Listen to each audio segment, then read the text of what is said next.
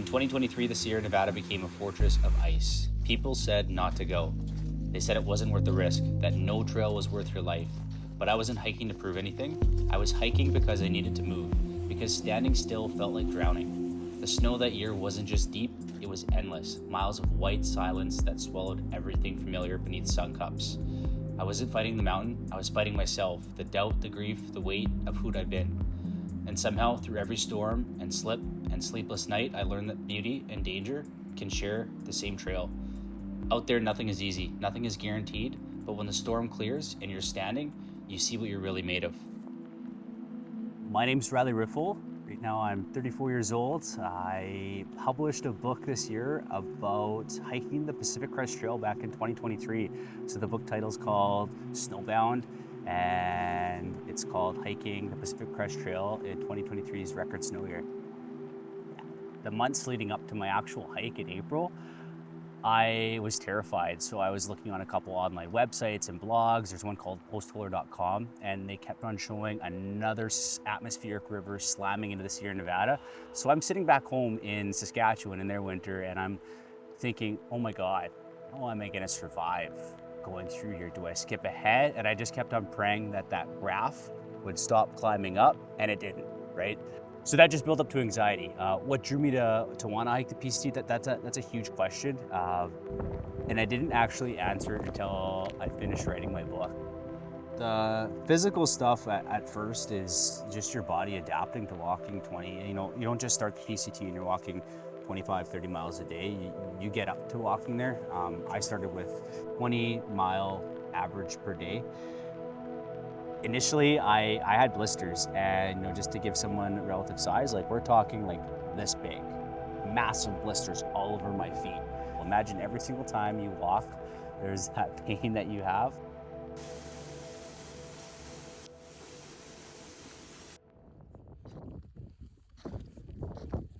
The next couple things were the snow. So the day we entered the Sierra, it was 593% of the average snowpack. It's a wild stat to have put out there, especially in the High Sierra. But we had to start sometimes between 12 a.m. and 2 a.m. just to avoid post-holing and to walk on the snow in a frozen state as opposed to walking in the afternoon. We just learned to kind of adapt to the environment. Water crossings themselves at one point were next level. Like I would lay awake in my tent at night listening to the roaring river next to me, knowing that I had to cross that in the morning at 3 a.m. freezing cold.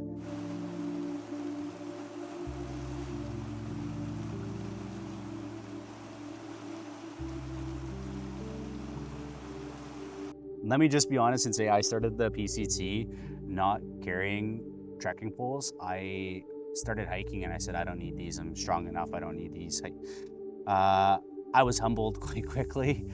You need them to cross and just to walk, right? It's like putting your body in four-wheel drive, right? You get that good stability that you need, especially walking on a ridge line, walking on a level field. Just having them is nice. They are absolutely crucial when it comes to river crossings, right? Just for that stability.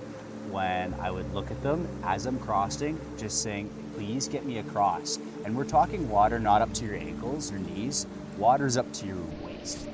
So these are your lifeline. So yes, they are 100% required.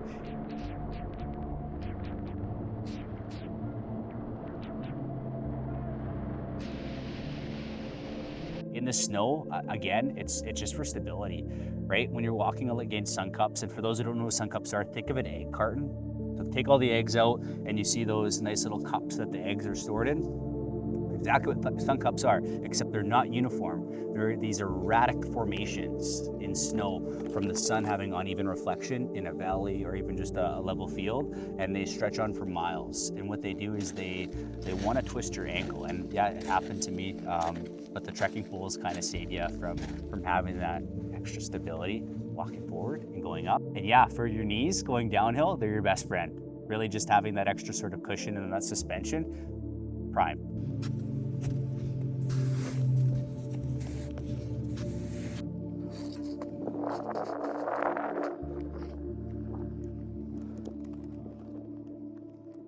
I often look back at pictures of myself from before the hike and after. Yeah, I did get a bit more wrinkles in my face from kind of walking in the sun for 161 days. Yeah, my body's a little bit weaker too. What changed me the most was realizing the genuine kindness in people. And what I mean by that is, I'll give you a good example. Okay, so it was Oregon, and I'm coming to a spot where there's a massive fire closure. I was considering using my inReach at one point, but I had 1 bar of service. So I used that 1 bar of service to go on one of the Trail Angel page on Facebook and post, hey, PCT hiker looking for a ride from Shelter Cove to Bend, and sent it off, and then I lost service. So that was a digital flare sent out to the middle of nowhere, and I got a response back. And I met these people in Shelter Cove, and I'm in the car driving with them. They're taking me back to Bend, and Bend's not close to Shelter Cove. Like, we're talking a couple hours. And I said, oh, so you two are from Bend, right? The town of Bend? And they said, no, and I forget the name of the town they're from. But they had ended up driving 6.5 hours to rescue me in the middle of nowhere. And they had to even get themselves a hotel. They're dropping me off where I was staying for the night, and the guy, he had hiked parts of the PCT, and his wife would always watch over him. And I tried to grasp at every little thing to say, hey, how can I repay you? And he looked me in the eyes, and he said, just send me a picture of you at the end. It's one of the most, I think about it often. I remember writing that chapter in my book, I cried. But just to see like the genuine kindness in people, and that it's still out there. That's one thing that I forgot before I hiked, and after I realized that is apparent, that there are still nice people out there, you kind of forget that.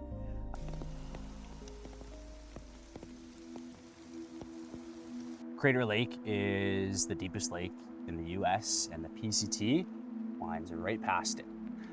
But leading up to that moment, I had really bad shoes. I got a new pair of shoes in the town of Ashland, and I changed something small about them, and they were giving me the worst foot pain. So I was actually hiking, believe it or not, in sandals for like 100 miles, sandals and socks.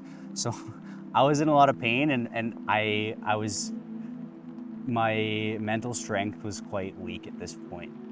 Anyways, I had started winding up Crater Lake, and this is a previously erupted volcano, one of the most ancient spots on the trail. I was looking forward to it, and the moment that I crested the ridgeline and looked into just the massive caldera, almost like this beautiful jewel sitting inside there with the water, I felt a wave of peace wash over me, and saying, you need to stop everything you're doing, throw down your pack, get a cup of coffee boiled, and enjoy this view for as long as you possibly can. And that's exactly what I did, right? I stood there looking at the Wizard Island jutting out of it, and the water just gleaming in the sun.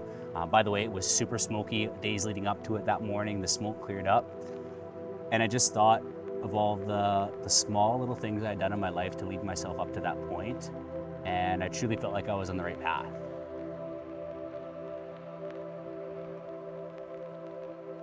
Yeah, I've never felt that moment of clarity since. It's hard to chase it. It's almost like a drug that you want to chase that. But I'll always be able to cherish that small moment in memory of looking at Crater Lake. And then afterwards, jumping into the water. Like, that was a rush, right? And just sitting back and floating up on the water, drinking it because it's potable water as well. All led up to, yeah, the best moment of peace I felt on the trail. Yeah.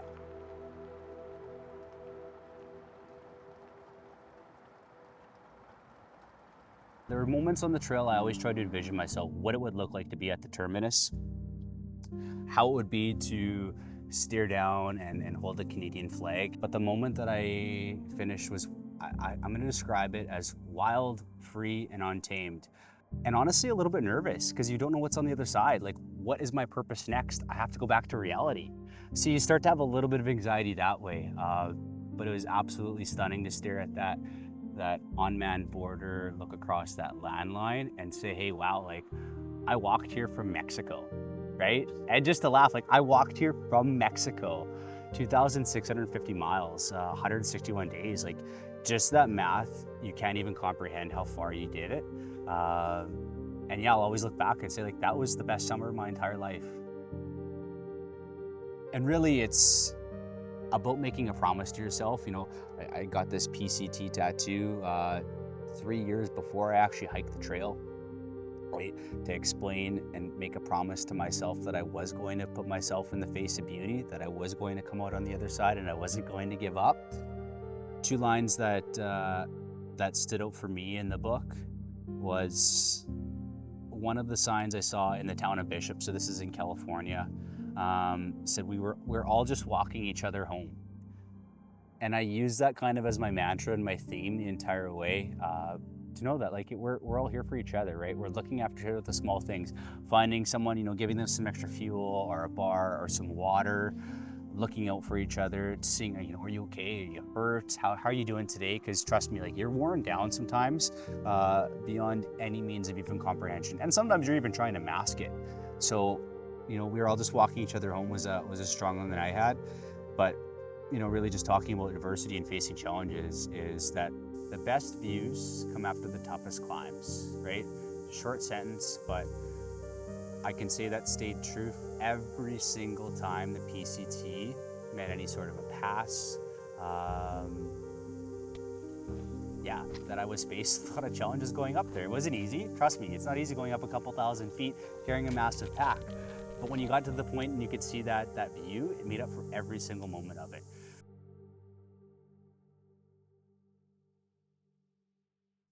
I don't know if a lot of Canadians will have the opportunity to really enjoy going outside, and I really do hope that that everyone takes a moment to really see what it's like to live outside, and see how actually beautiful it is. Right? It's a magical moment. Let's just say that.